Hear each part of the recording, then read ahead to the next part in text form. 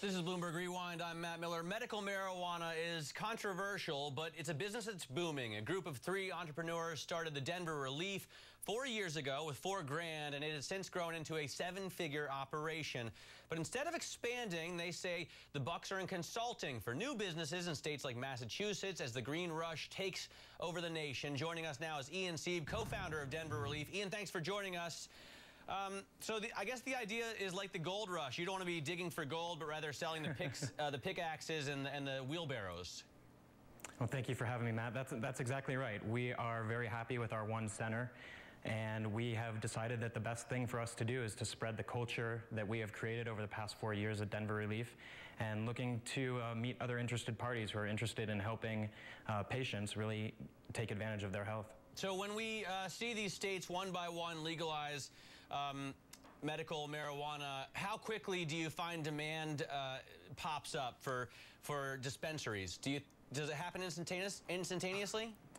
Well, it really depends on what's happening in each state. For those that have said that they're going to create a regulated framework and allow for them to operate, certainly people do reach out to us well in advance.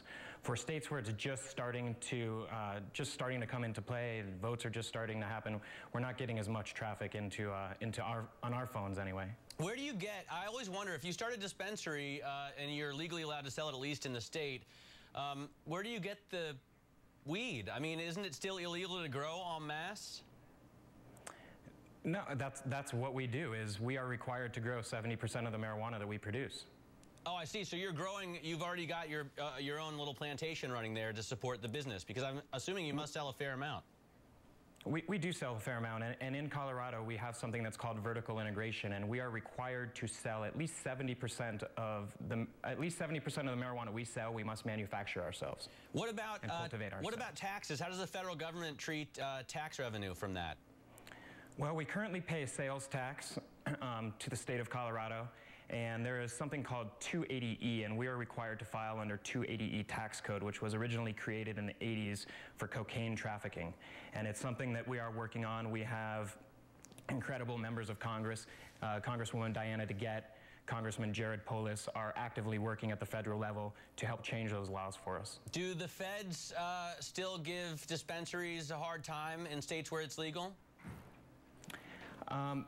As in law enforcement? Yes. We're not really seeing those who are operating under unambiguous compliance with state law have really not had problems.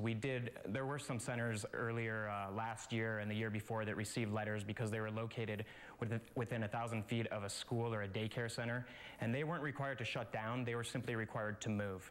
I wonder about cities like New York. I just saw it pop up on a map for an app that shows you where to get medical marijuana. Of course, it's not legal really here in New York, but you can get it from a delivery service instantly whenever you like. Does it make no sense to open a dispensary in a city like New York? I think it absolutely makes sense to open up a dispensary in a place like New York.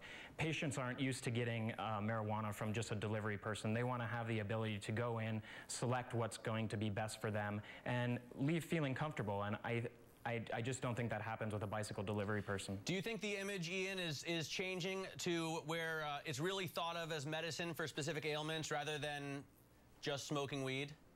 Oh, absolutely, absolutely. We have patients ranging in age from 18 all the way up to 90-year-old grandmothers, and these 90-year-old grandmothers are coming in for the first time. They've never smoked marijuana in their life. In fact, we recommend that they don't smoke it. We recommend another delivery method, but absolutely, it's growing every day. All right, I've heard a lot of stories about that as well, and you know, it seems like you guys are doing some good work out there. So, Ian, thanks so much for joining us. Ian Sieb, partner at Denver Relief, joining us from Colorado. Up next, over 1,000 sharks spotted off the coast of Florida. Maybe